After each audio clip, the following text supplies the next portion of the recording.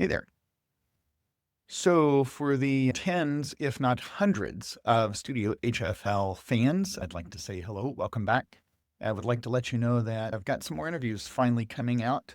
In 2017, I started these interviews. First 50 or so were audio only. And then, of course, thanks to COVID and Zoom, I was able to get video for most of the rest of these interviews. And then life went back to somewhat normal and I stopped editing, and it's been bugging me for some time. So finally, the pendulum has swung the other direction, and here I am finally editing and getting these interviews out. Now, early on, I had sponsors. I wouldn't have been able to have quite the success for the podcast that I did without them. Of course, that includes, in no particular order, Eastman Music Company and S.E. Shires, Chop Saver. Thank you, Dan Gosling. Austin Custom Brass, Hammond Design, Pickett, Blackburn, and Messina Covers. I think that's it. Anyways, and also to some Patreon subscribers. So thank you ever so much. Oh, yeah. If during the interview you are so moved to like and subscribe, then please do. Don't worry, this is my only ask. You won't see or hear about that again. So now, without further ado, on with the interview. So you're at a university now? I've been at University of Indianapolis since the fall of 07. Wow. Yeah. You're going to stick it out for a while? As long as the last year, I came the closest to ever getting fired as I've ever been. What did you do? And I kind of lost it with the department chair one day, and just, I'm not proud of it. I apologized to her after the fact, but just some things led to, I just exploded, and it wasn't pretty. Somebody told me you really haven't made it in life until you've been fired at least once. So maybe I haven't made it yet. I don't know. Man. Yeah, speaking of Indiana, though, I just had glanced through the Hal Leonard website and noticed you're an IU guy. I had no idea. Really? Oh, yeah. So, I mean, that's maybe the reason why people like you so much down here, right? Either that or why they don't. I don't know. Yeah. A long time. Yeah, I didn't even look at the years. When were you down there? Started in 71 and finished up in 77. A couple of degrees? No, just it took me a long time to get the one batch BME degree. That's like me. I tell people college was the best 17 years of my life. Didn't take me quite that long, but now, mind you, it wasn't consecutive, but it did take me that long to get where I am. But it was good years there. What's your instrument, by the way? I don't think I've ever known. It was trombone. Well, I started on piano when I was a kid, but trombone was my major instrument. And when I auditioned at IU, I was fully intended on being a performance major. That was going to be my dream. Came to this little town in Indiana, and I was going to be a professional trombone player. And after my audition, they said, well, I'm sorry, but we really can't take you. And they said, well, if you want to come here, we can take you as an education, a major. And I had no thought to being a teacher at that time. That changed later, but I was crushed. It was one of the first big disappointments in my life was, wow, turned down at IU, as it said, no, you can't come here unless you go into education. So that's what I did. What band program did you come from? Little town, Alexandria. Oh, yeah. But Madison County. Yeah. Near Anderson. Yeah, that's where Gaither Studios are up there. Yeah. Yep, exactly. Yeah, it was at that time, that was Madison County. It was kind of a hotbed of band activity. State Fair was big then, the track show. I don't know, did you ever do any of that? No, but I tell you, there's an awful lot of people that speak of the track shows with great fondness. I'm not sure if fondness is the right word, but yeah, there's a little bit of sarcasm dripping on that one. But yeah, I think a lot of people, honestly, in the last few years, I know of a few programs that have gone from the competitive fall programs back to the track shows just because, well, it doesn't take near the amount of time away from school once you get into the school year. So, right. Yeah. And boy, what a blow this year. No state fair, which meant there's not going to be anything. Right. Had they, up until this year, had they still been doing the track shows at the state? Oh, yeah. Oh, yeah. And I think getting more and more bands involved. Or back in the day, you had 3 Anderson schools, Anderson High and Highland at that time, and Madison Heights, Wow. Alexandria, and Elwood was even Pendleton. Those bands were usually in the top 16. So that was a pretty happening place back in the day. Yeah. So a trombone player from Madison County. There you go. Just was the audition bad at IU or it just wasn't up to what they wanted? I thought it was okay. I mean, through my high school career, I was always first chair. Of course, it was a fairly small school and gone contests, got ones at state and all that kind of stuff. I thought I was doing okay, but I didn't realize that we're talking a different league when you're talking Right. IU, and there were 30 trombones that could play circles around me. So Yeah. it was a wake up call. Well, but if you did your education degree there, you were still getting to play, right? Oh, yeah. Well, yeah, I played in Ray Kramer's band and Right. Fred Ebbs and marching band for a couple years. Wrote You were, oh, wait, you wrote for the marching band. Yeah. Well, I marched in it, and then me and I don't know if you know Bill Pierce. I was in the band the same time Jeff Hamilton was in the band, Oh, no kidding. playing tenor drum. He was a tall, spindly guy playing tenor drum, and we heard rumors that he was a pretty good drummer too. All right. Yeah. Not bad. Not bad, but yeah, And he might go pro someday, right? exactly. And Greg Imboden, you know Greg. Oh, yeah. And his kids too. Greg was a grad assistant when I was in school there. So who else was there? Ed Cord was in the band. Yeah. Ed retired. Well, it would have been at the end 2 years ago, end of school 2 years ago. Yeah. Yeah. Because I know he played with us at Airborne a few times. And Oh, yeah. Quite a bit. he'd taught at IU for a number of years, right? Oh, yeah. I don't know how long. Of course, yeah, Rommel still comes up. Joey still comes up and Right. does a lot of your sessions there. Yep. And you know Peter Brockman? Yeah, Pete. Yeah, what a great guy. We were friends in college too, and playing the band together, and had a great time. Pete plays in a lot of regional orchestras around here. And we hang out sometimes at break and around concert time and chat. And so he starts telling stories. It's like, I'm thinking maybe I ought to interview him because he's got some pretty good stories about the things he's done playing wise. But holy cow, well, anybody that goes to IU, it seems like there's all your contemporaries, all your colleagues. There's quite a few great names that have come. Oh man, the connection here. Where are you? Yeah, it's amazing. Yeah. John Clayton was there. I didn't know him when he was in school here. I got to know him afterwards, but he was in school at the same time. Yeah. And Peter Erskine, I got to Yeah. freshman theory with Peter Erskine. How was that? It was great. I did have some theory chops, probably better than my trombone chops. So I had tested into the higher theory group, and it was a group of maybe only a dozen of us, and Peter was a part of that. Yeah. And the very next year, he left to go off with Maynard Ferguson. Wow. And then he was back for a while, and then I guess it was Kenton after that. And he was never there for very long. Great. Right. But If you said you were writing for the marching band, I mean, you've had theory chops. When did the composition and arranging bug bite you? oh man, it was early on, probably middle school. And that's even when I was taking piano lessons, I had a really forward-thinking piano teacher that encouraged me to listen to the radio and pick off tunes, and she helped me with some theory just as a part of not just playing the exercises out of the John Thompson book. We were doing some listening and some creating some things. So it started pretty middle school. I started dabbling when it started out in band. We got together with my friends, and I learned about transposition the hard way and all that. Wait, isn't there only a hard way to learn about transposition? Yeah, I sure took the hard way around that too. It took a while to have that guy that had a trumpet player friend, and we just couldn't figure out what was going on. Yeah. You remember the first tune you ever arranged? Oh, no. Was this like some pep band or jazz band thing? Yeah, it started as small group things. We had a little rock band, and I did arrangements for them. And then when I was in high school, Everett Rosso, I don't know if you remember that name. I mean, it goes way back. He let me do some writing for the marching band just for Pat band kind of things. I do remember doing a Green-Eyed Lady. Do you remember that? Yeah.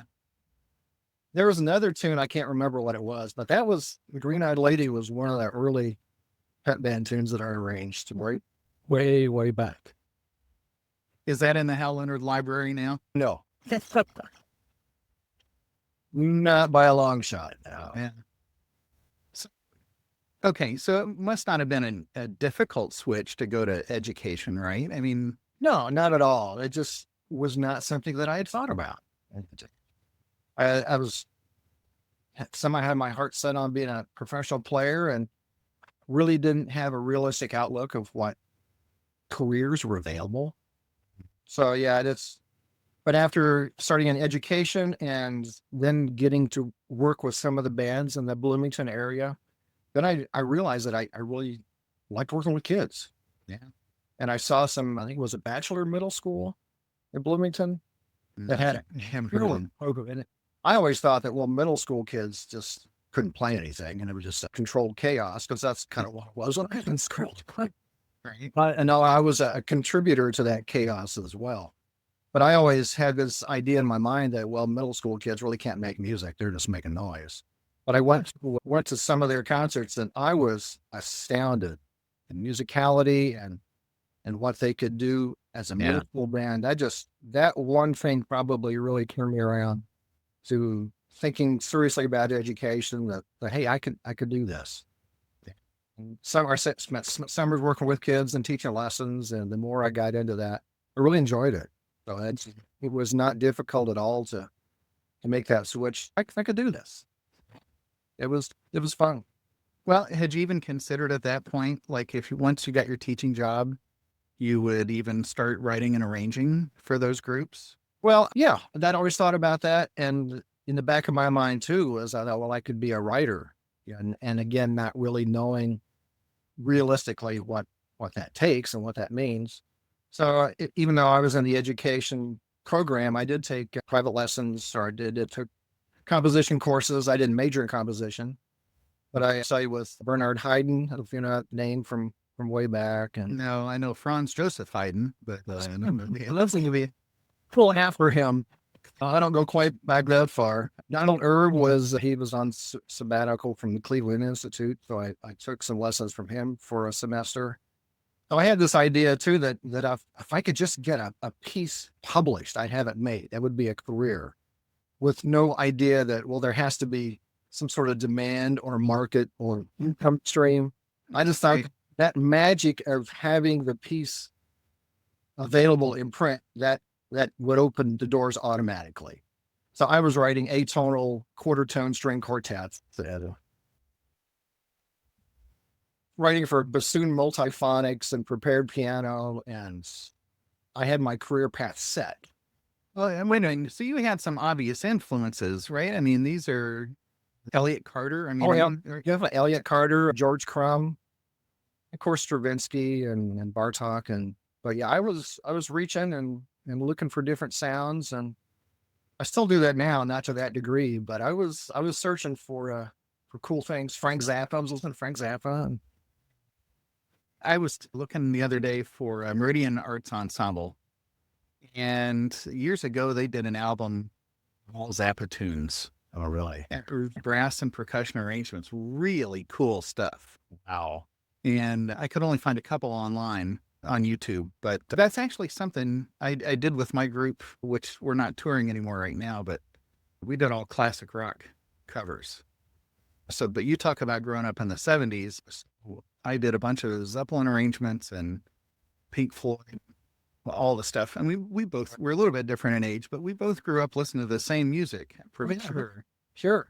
And never thought I'd get a chance to play that stuff on trumpet, but playing with a band from time to time. Well, it was my own group. It was a brass quintet and percussion, and it ended up being 3 trombones and 2 trumpets. Okay. Because the horn just kept getting buried, especially with the drums. And horn players anyways. Well, wait a minute. I got to be careful not to. You better be careful. Disparaging about horn players. We have friends that play horn, so. Yes, we do. So where was your first teaching gig? It was a little town in northwest Ohio, Defiance. Well, I guess it was town up by Toledo. And I guess it's not such a little town. They had 4 directors. Yeah. I was hired as the 4th director. And that's system wide grade. Okay. 5 through 12. And we all team taught. Vince Pulsey was the director. He passed away a number of years ago. And boy, I learned a ton from him. The other 2 directors there were seasoned veterans and were really good. So I was so fortunate to have that as my first teaching job, that I could watch these pros in action, and that was tremendous. They didn't tell me that first job that as part of my duties as the 4th director was to drive the equipment truck for all the marching band. And it was this old red truck. And I don't know if Ohio still does this, but we took the marching band to every away football game. And we traveled every week. If we weren't home, we were in the buses, and this old truck that had the equipment it was a stick shift, but it was on the shaft. And I'd never driven stick before. I thought I was going to kill us all. Grind it till you find it, right? That was pretty much it. Yeah. Driving through the little towns in Ohio, and oh my God. Is that on your resume? It is. Yeah. That's the driving the box truck. Like that. Can drive a bread truck. Yeah, I can. Yeah. It was the other thing they didn't tell me about was that I had to announce the halftime show at the football games. Vince would write the script out and he would hand it to me, and I would announce, and here's the marching band. And that was way out of my comfort zone too. Really, there were a lot of things about that stretched the boundaries beyond what I thought was possible. But I did get to do some writing for that band too, which is always great. You get that immediate feedback, and there's no substitute for that. So one thing to write it and just hear it in your mind or on the keyboard, but to hear kids play it and get the feedback from them and get the blank stares of what the heck did you write for me to play? What is this? So you learn quickly, and otherwise you won't survive. Right?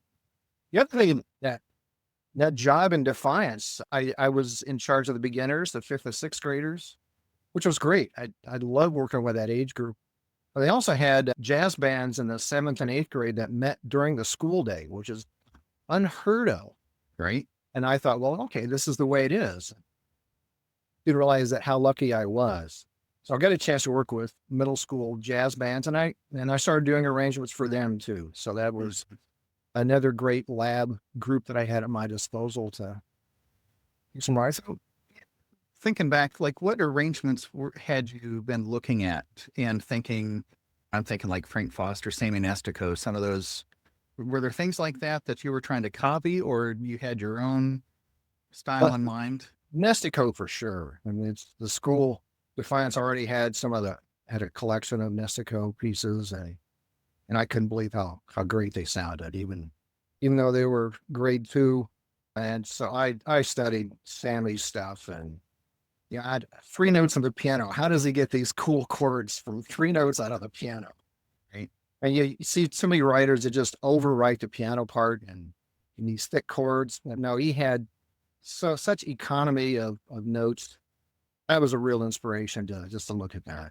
Well, if anybody watches Count Basie, they realize you don't have to just bang away at the keyboard the whole time, right? Right. I mean, just one note at a time. It seems like let the band do the rest of the work. Exactly. But just studying Sammy's piano voicings, you see that it's an F7 chord. But wait, what's that D doing in there? And just the added color things really expanded my harmonic language beyond what I knew I just kind of knew the basics, and I didn't really know all the other things, the little tricks that you could add in to furry things up and to really give it some character. Now, I've dabbled in arranging, but never composition. Uh-huh. So I'm curious, is it maybe the goal of every aspiring composer to push the boundaries? So it's like, I'm going to be the one to be able to write this and pushing things to the extremes and ranges. And good question. It's probably different for each writer. Different writers have, I think, probably different goals. I mean, it's always fun to write the really advanced level pieces and just have it sound totally outrageous. But I find, boy, that's a lot of work. Well, the higher grade level pieces, that there's a lot more staves on the page than are with the younger pieces. And I don't know where this started, but I thought it would be great to provide young kids with more contemporary sounding pieces. So that early on, even in college, I thought, well, it'd be to be able to provide young kids some different types of sounds. Because at that time, and even now, most of the music written for young kids is pretty bland. We really haven't pushed the boundaries there much at all. I don't know why. There's some idea that easy means you dumb down the harmonies and dumb down the rhythms. And that's not the case at all. I mean, you can still keep the music within the boundaries of what they can play physically.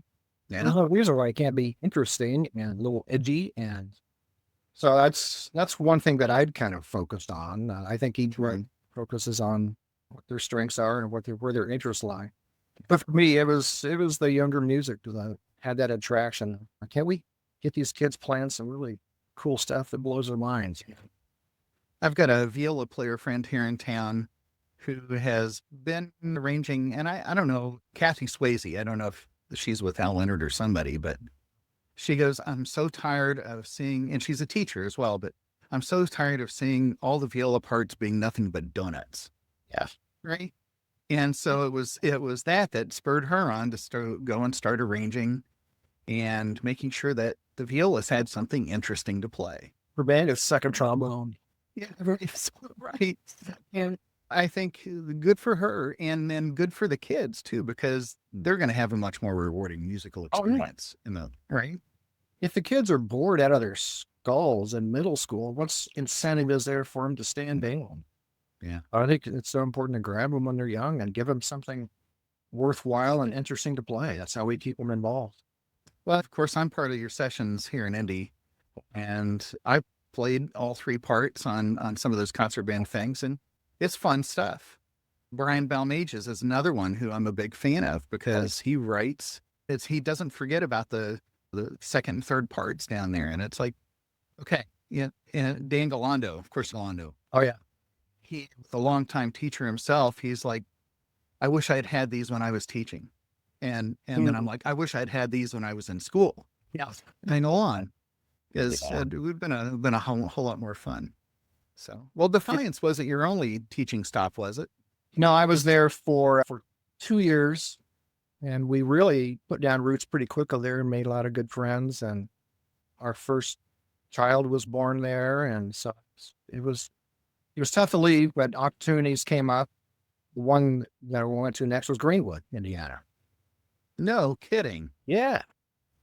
So I had no idea. I was assistant there for 2.5 years. That Greenwood program, it's been a killer program for years. Yes. Going way back, I don't know if you remember the name Herman Knoll. Back in the early 70s, he had some state championship bands. And from Greenwood, he went to Indiana State, taught there for a number of years. And he went to Hal Leonard. So that was the connection to Hal Leonard. He was the band editor. Then he hired me a number of years later. Well, how about that? But at Greenwood, Herman was then followed by Tom Leslie. If you know. Yeah. Tom. Yes, I know that name. And he went from there I think he went right from there to UILV out in Nevada. And when Tom was at Greenwood, I used to do his marching band shows for his competition bands. No kidding. When I was teaching in Ohio, I was still writing for a lot of the bands. And even when I was in college, I wrote a lot of the track shows and some of the competing bands. Yeah. Herman Knoll tells a story that he called me to write a show for Greenwood. And at that time, I wasn't really aware of how important he was or how important the Greenwood program was. And I just didn't have time. I had finals coming up and I turned him down, and he still teases me today that I wouldn't write for him. But when Tom took over from Herman, Tom was there for maybe 3 years and really continued a fabulous tradition there at Greenwood. And when Tom left, they hired Stan Roth, and then they called me to be the assistant. So I followed Tom Leslie at Greenwood. And I did the marching band and the top concert band. I did the jazz band and the second band in middle school. And then Gary Fields, like, Gary, Yeah. he came in my second year at Greenwood, and we kind of flipped things around. I took the top concert band and jazz band, and he still did the marching band. I really wasn't interested in doing marching band. I like writing for it, Yeah. but all the other rehearsing and the marching end of it as more his forte than mine. Right. Well, we had a great relationship, team teaching there at that. And then Herman called the middle of my third year and said, "Hey, would you like to be a marching band editor at Hal Leonard?" And I did, "What's that?" And so it was a really difficult decision to leave teaching in the middle, because it takes that long to kind of get your feet wet and figure out what's going on. I had just started to feel somewhat comfortable with teaching by then, and pull up and move to Wisconsin. That was something that we thought about. Oh man, it was a tough call, but I figured at that time I may never get that opportunity again. That's really limited positions in the publishing world. So I agreed to do it, and I left in the middle of the year. That was tough. Moved up in that was January of '82. Wow. And so I started out at just proofreading parts and editing, primarily marching band. Then they gradually moved me into other areas throughout the years. So yeah, that's what I was curious, getting your first actual arrangement published. Because going back to earlier, you're like, when you get that first one published, it's like, made it, right? So yeah, so eventually that did happen, of course. It did happen, yeah. It ended up being that was kind of part of your job, was arranging. And so, yeah, I was 30 years old before I had a piece published. Guess there's nothing wrong with that. But it was a marching band arrangement of Satin Doll. It was my very first public arrangement. I'm sure it's long gone, but yeah, that was really exciting to be there and actually have something published. That was quite an exciting step. Okay, so coming in, it's kind of like bringing you into the mailroom, right? And working your way up to the top. I mean, that kind of equivalent, right? So you're doing this editing, and are we talking about just making sure that the parts match the score, or that because this is pre-digital, right? This is still handwritten. This is the hard way, right? No, we would, when the manuscript came in from the writer, and those were still mostly pencil manuscripts, you had to go through that score very carefully. And depending on the writer, there were errors you had to fix and inconsistencies and just wrong chords or whatever it happened to be. You'd hope it would be in good shape. But you had to go through it very carefully, note by note, before you sent it off to an engraver. Because once you sent it to an engraver, it was a lot harder to fix things then than it is now. I mean, we did have music typewriters, but to fix those, you had to then erase it, restore the staves, plug in the note again. So you wanted to get it pretty close the first time. So yeah, the whole process of looking at the paper manuscript, sending it off to the engraver, having it come back, and then, it wasn't automatic that the score and parts matched, because they did those completely separate.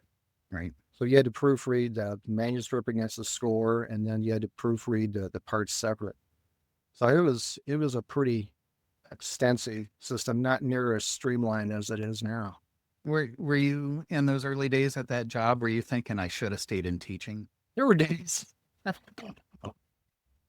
The big thing I noticed is I put on maybe 15, 20 pounds that very first year from lack of activity. Oh, yeah. Sitting behind a desk rather than people. Kids are at a marching field. That's it just the lifestyle and just the day-to-day was such a complete change. Yeah. I didn't think about that. But just sitting and I found out I really missed the day-to-day working with the kids. So there were definitely times when I second guessed myself, and that's when maybe should I go back to teaching? And but I stuck with it. I was able to get out and do guest conducting more so in recent years. So that kind of helped. But when you guest conduct, that's a lot different than developing a long-term relationship with your students and getting to know them and see their progress. With an Otterman situation, if you're there a day or 2 days or 3 days max, You get to know them, and then boom, they're gone. You'll likely never see them again. Right. So that's the one thing that's been frustrating over the years is not having that interaction with the kids and the energy that they bring and we feed off of. But yeah, so that was tough, but I hung with it. Yeah. So how big was Hal Leonard at this time? Is it the monolith that it is? No, well, there were And I don't mean that in right. just having fun. No, it's changed a ton and since those early days.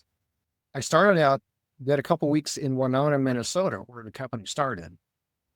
That's where the warehousing and the printing, and I think at that time there may be 150 employees there. Milwaukee at that time was more just editorial and keyboard, but then they decided to move Herman and the entire band staff and choral staff in one place in Milwaukee. So that was 82. And at that time, the Milwaukee office had probably less than 50 employees. Band and choral has always been just well, not in the early days, but since then, it was more of a small part of the company. I think we're only about maybe 5 or 10% of the company as a whole. So the band part of Hal Leonard is really pretty small. People think of Hal Leonard and they think huge, but a lot of it's the keyboard and the technology and distributing instruments and gear now. So the school band and choral area it's still very important to us, but it's a pretty small part of the whole.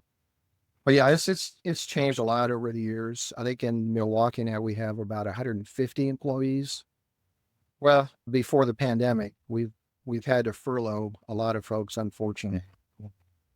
Luckily, we've got the other areas of the company, the online things that are still doing pretty well, whereas the school music, of course, has gone away. We're just keeping our fingers crossed that they come back. On this end too, we're hoping to have stuff to record. Yeah, absolutely. But yeah, the changes in the company from the early 80s to now, it's just been astounding. Mm-hmm. At that point, we were partially or half owned, I think, by Polygram, a big company at that point. Then I remember at one point, this was probably 3 or 4 years after I joined Hal Leonard, there was talk that, hey, the company may be sold. You may not have a job. And that nearly happened until a group of the officers there or the employees at Hal Leonard got together and bought the company. So up until recently, we were completely employee owned, with just a group of employees that owned the company. Then I guess it was two years ago, investors bought into the group, and the operation has stayed all the same. Sure. But it gets bigger, companies change, and that's been a really good thing, allowing us to expand on our directions. But yes, changed a lot. I'm thinking back to the mid 80s or early 80s. I remember the band director would get his catalog and maybe, I don't know, maybe there was a recording that came along, maybe a cassette or sound sheet. You remember those with floppy disks? Yeah, that's it. Right. I wondered if I remembered that correctly. Well, yeah, and I remember taking those. Of course, you only get a snippet of things. Right. And I remember trying to play the whatever parts were printed then on those. Yeah, I'm thinking, of course, that has changed dramatically as well. Yeah, the production has changed, and just the way we get the music and the advertising has changed from those little floppy disks to the LPs, cassettes. I don't think we ever did 8-track. It's not too late. Yeah, okay. Well, we'll look into that. But yeah, the CDs have gone away now too. So the recording end of it, and of course the production has just changed so dramatically with programs.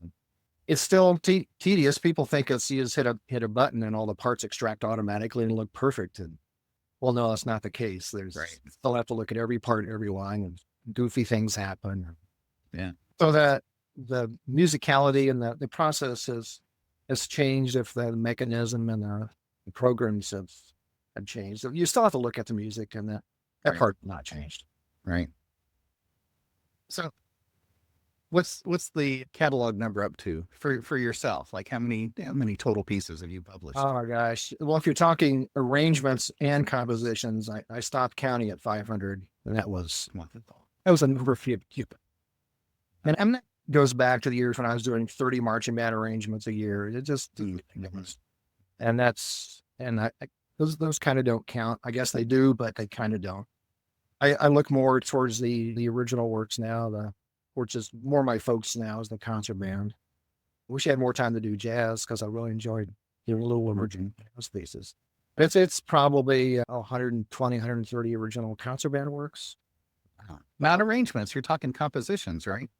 Yeah. Wow. But that includes some of those little grade 1 guys too. Yeah, they're not all grade 5 monsters. Okay, so you talk about the grade 5 being really difficult or complex because of all the staves. Right. There's got to be some difficulty as well in writing a group 1 piece. Oh, yeah, maybe more so. And there are writers that would much rather do the more difficult pieces, of course, and they find it more difficult for them to write at the younger level. So I guess it depends on your focus and what you've studied and what you've looked at. Yeah. The key with the younger music, of course, like we'd mentioned earlier, you got to keep interesting parts for all of the players, which is not necessarily the case. A symphony player is getting paid the same whether he's playing whole notes or he's playing the fiddle part. It doesn't matter. He's still getting paid. Middle school kid, it's a lot different. So that's an element that figures in. You've got to keep interesting parts. You have to know pedagogically, where do they learn certain things. So there's a lot that goes into that. Mistakes some writers make as well. Writing easy stuff is easy, but it's really place.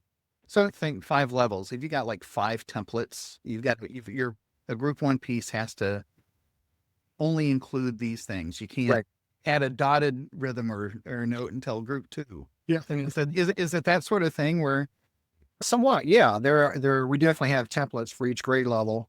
The whole grading system is very complex, and there's so many factors that enter in that it's hard to put in black and white what the specific rules are. But there are some definites. There's a range ceiling for each instrument at each level. The instrumentation for us is pretty strict. At our grade 1 and 1.5, we have what we call a unison bass line. We figure those younger bands may or may not have tubas or low woodwinds. Right. So trombone and tuba, it's a unison line. And I'm always amazed when I see grade 1 pieces that have independent trombone, baritone, and tuba parts. A lot of bands don't have that. So that's one thing that we look at instrumentation also is on making sure we have at least 1 clarinet below the break. Second trumpet is usually not as high range as first trumpet. There's certain range guidelines that we go by. But within that, just the context. Are you approaching that higher notes out of the blue, or is it a scale wise? But even if you put black and white, here's what the range, it doesn't tell you the context that you have, how that appears. Well, come on, for trumpet players, that doesn't mean anything regardless of the grade, right? We're going to look at it. Obviously, they left the 8VA out of this section. Obviously. And the fortissimo. Do you guys I know flex is kind of the big thing these days. Have you guys gotten into that? Or did you guys create Hal Leonard and I developed our flex band series back in 2008. And we've looked at all the different, so we've had it going. We have about 130 titles in our flex band series now. Have you been on some of the sessions where we've recorded some of those? But when we developed that series, we looked at what all was out. I mean, there are various flex things on the market. Mm-hmm. Some of them are as few as 2 or 3 parts, and some 7 or 8 parts, which is kind of defeats the purpose of flex if you have to sort out that many parts. And how do you assign that? Right. So we settled on 5 parts. We thought, well, that's kind of the brass quintet format that allows you to do melody, counterline, a little pad accompaniment, a bass line. So with 5 parts, you can really create some interesting arrangements, not all necessarily block. And the key for us is we have pretty strict range guidelines, so you can adapt each of those 5 parts to a brass, a woodwind, or strings. We even provide string parts. Nice. So I mean, you can't play it with all combinations, but there's a lot of flexibility. The baseline part, you still have to have either a trombone, baritone, or something in that range to cover the bass line. Or you could have a keyboard fill in those parts too. I think back to my beginning band, 7th grade, down in some podunk town in Kentucky. And we met in a room above the gym. There were 9 of us, and 9 in my beginning band. And I was the only cornet, no trumpet otherwise. And I think back is like, that would have been the perfect thing for flex band back then. Absolutely. Yeah. But we started out by just adapting existing pieces of grade 2 or grade 3 that had done well. We thought, well, let's see if we can fit this into the flex format. So that's where we started. And it took off even back then quicker than we realized it would. So we started doing a batch of titles each year. And we realized that schools that need that type of format, they're going to need all styles. They're going to need contest pieces. They're going to need lighter stuff. They're going to need holiday and patriotic. So we're trying to put them in different areas, and we've tried to adapt some of our old standard contest pieces. Because I think some state lists, I know Michigan will accept a flex band if it's adapted by the original composer. Like Jim Curnow had Nathan Hale Trilogy was one that I remember that was on every state contest list. We did a flex version of that. And so bands can play that, small bands can play that in a contest too. So even now, I think some colleges are using flex. We've got enough standard literature that's been adapted for that they find it useful in this situation too. For your own compositional fulfillment, do you have like a Mr. Holland's opus kind of piece that you've been working on all these years, or it's like Mike Sweeney Symphony Number 1? Nothing that grand, absolutely. Probably the closest thing was I just finished a piece actually for the state of Indiana. The IBA has every fall they have a contraband. And so they asked me, this is probably a couple years ago, to do the piece for 2020. Of course, I don't know if it's going to be played or not. Right.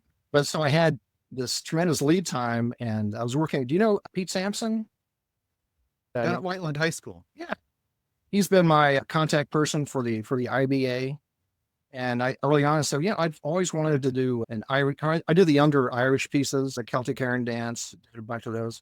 But I'd always kind of wanted to do an upper level collection of these ancient Irish tunes. He said, sure, let's do that. So he kind of gave me free rein to do that. So I just finished that after several months of research, digging through old manuscripts that I could find, at 1700s, 1800s. Wow. And put together a piece. So it's been a year in the making.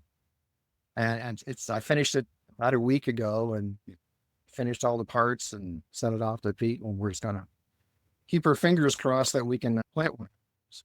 Yeah, you using Finale or Sibelius? Finale, but I do pencil and paper still. But when you do Finale, do you do all the bells and whistles so that you can hear that? Like you assign all the orchestral or the actual sounds? I can't remember. I did to a certain degree, but started getting really serious about it a few months ago when all of our sessions at Airborne were canceled.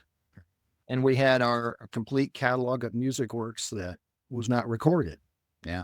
It was in production and we were advertising. We wanted to release it, but we couldn't record it with live players. Mm-hmm. So then, that we were forced to get more serious about that. So I dug into that pretty seriously. The program Note Performer, if you know that. It's one that some of the other writers, and I collaborated with Richard Saucedo and Bob Buckley and Paul Murtha that had been doing some things. So 4 of us kind of got together and said, all right, how are we going to do this? Mm-hmm. So we came up with some systems, and each of us had little tricks that we found, and we kind of shared how to go about doing this. So we each had our own pieces, and that's what you're going to hear. That's what you see on our YouTube channel. Yeah. It's those MIDI demos. Never thought we'd be putting out MIDI demos. Yeah. Well, and let's hope it doesn't replace when the actual opportunity comes back to record live. And those samples have improved a lot, but there's no substitute for live players. So But that's forced me to get a lot more serious about getting as realistic a sound as possible. Not become fun. You mentioned Celtic, and then I remember there was a threat of bringing something Irish to the interview today. Oh yeah, I've got stuff sitting around. The fuck? So what's the connection there? Well, probably 15 years, I found myself writing Irish flavored pieces, nothing really authentic or serious. And I don't know why, but So this isn't something from your heritage, your background that you're, or well, Sweeney, I can't prove that I'm Irish from ancestry, but it's got to be there. yeah. My wife is Irish. So I know there's some heritage there, but that really wasn't, for some reason I was drawn to that music. And I thought, well, if I'm going to be writing for this music, I should learn some of these instruments. Because I was writing for the Bowron, and I didn't know what the heck I was doing. So I bought a cheap Bowron. This is about 10 years ago. I started diving in, and it's been a pretty dangerously serious obsession since. Oh man. So yeah, that was the deep dive into Irish music started back then. First with the Bowron, just to learn the techniques and what sounds are possible.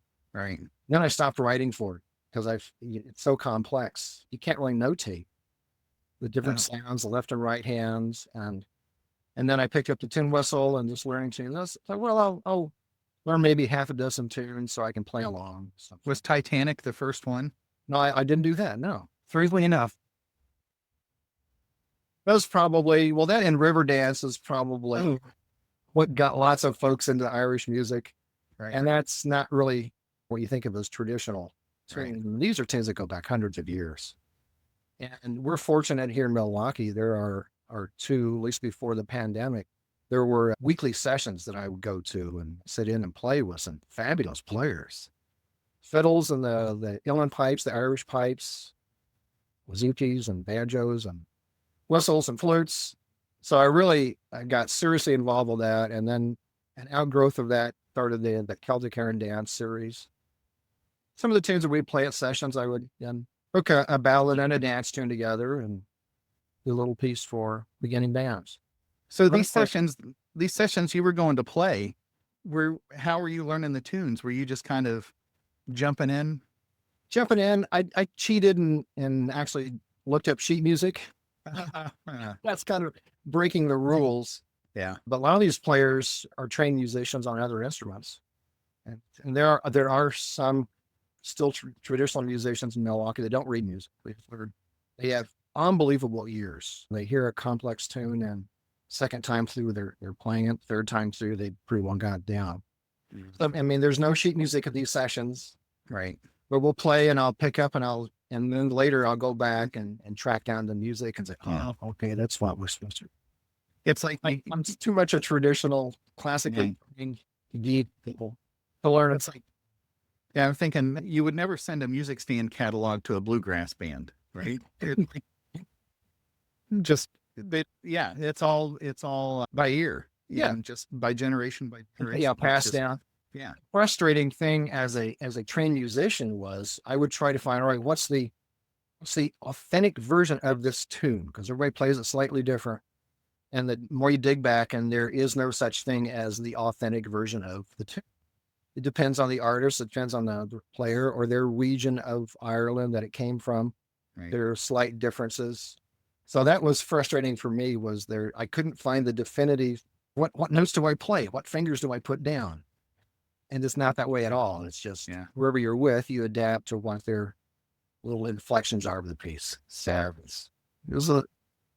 it gets me out of the keys of B flat and E flat for starters. But it's been a real nice change of pace, and I love hanging out with the folks in the pubs, and music sounds better with a Guinness or two. And for everybody. And I was kind of surprised because not much of it really adapts to band music. I kind of keep that separate. But there are times when you can incorporate some things. But the music is so idiomatic to those instruments. Right. Anytime you try to adapt it to traditional band instruments, it just kind of loses the character. So you have to be careful when you bring things in from other cultures. You lose the essence of the music if you try to change it too much. Just been a fun diversion. There are some very talented arrangers out there that, and I'm thinking Nozzle Brass. has some great arrangements. One that comes to mind is a Shostakovich string quartet that they did, right? So from 4 strings to 7 brass. And it's just, I don't remember which one off the top of my head, but Well, it was great. Yeah, in fact, I'm ready to hang up and go listen to it again. okay. No, I'm kidding. So when's the last time you played trombone? Oh my gosh. And do you still own it? I'm touching the case right now. My Con 88H goes back from late 60s when I got that in high school. Built in Elkhart, Indiana. But it's been a number of years since I've touched it, unfortunately. And then that's a killer as a brass player, as you know. Right. Set it aside. You can't be an occasional brass player. That just is not. You have to commit to playing it regularly. Yeah. And with the schedule, I just can do that. Yeah. Or if somebody wants to buy an 88H trombone. Now don't sell it now. No, I'll hang on. Yeah, I feel bad because I love playing the trombone. Just can't find the time to do it. So how are you managing time during COVID-19? Well, it's tough. And particularly with the band business being shut down. At Hal Leonard, we're all working from home for the most part.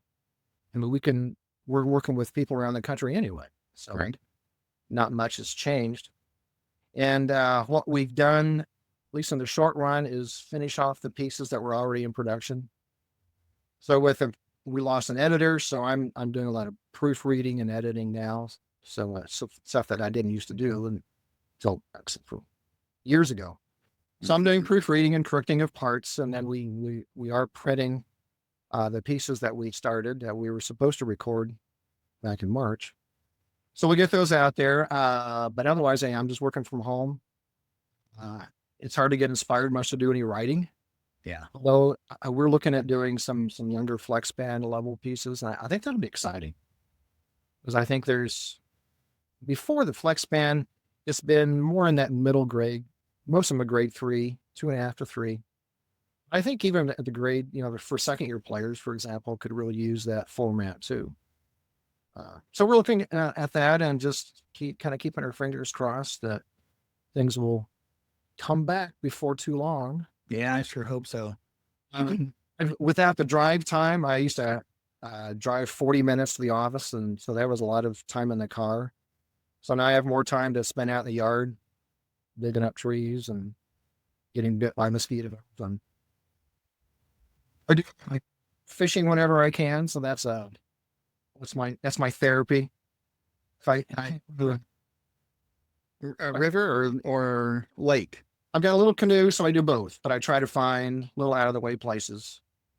The little 10-foot canoe I can throw on top of the car. Got the Milwaukee River 5 minutes from my house. And this area of Wisconsin, there are probably a dozen lakes within half an hour's driving that I can be on. And so it's always really nice to get out and do that. Do you do any fishing where you are or no? No, not for a long time. I mean, I grew up, hunting and fishing with my dad, but since I moved to Indiana, very little. Where are you from originally? Down near Elizabethtown, Kentucky. Okay. Straight south of Louisville, about an hour. Gotta be some good fishing down there. We used to catfish. I loved catfish. And you take chicken livers and cut them up and then just, put them on heavy test line and just throw it down on the bottom, right? No bobber, no float. And just sit there, right? And you know what it's like, sometimes forever. But I loved catfishing and caught a lot of crappie. Dad loved to clean and Mom would fry up the crappie. It was really good. Really good. So. I don't have the patience for that. I mainly fish for bass.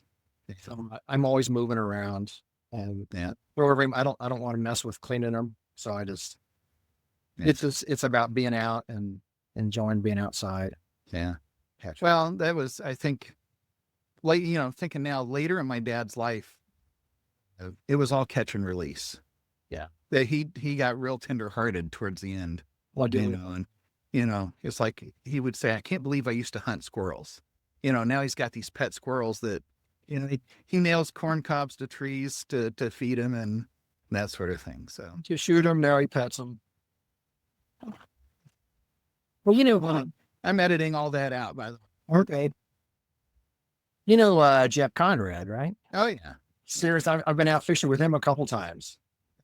I'd come down a day early for a session, and we'd do float the White River, and Yeah.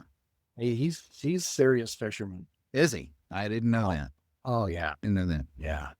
He has a guide service too, or Good grief. The guy does everything. I think he manages websites and, Right, yeah. and plays trumpet and all that sort of thing. So, guide searching. Mike, this has been a lot of fun. Chat with you, and hopefully This it's been fun. beats, it has, this beats the 2 to 3 minute little conversations we get in the studio. great. Yeah. Breaks. When we're complaining about the arrangements. Well, I've never complained personally about any Hal Leonard arrangement. Let me Good just for put you. this Good for on you. record right there. Let me just say, hey, thanks again for your time today. I really appreciate you joining me for this. And I think a lot of people are going to enjoy hearing your interview. well, thanks, Larry. I sure appreciate it, and hope everybody has a good fall here.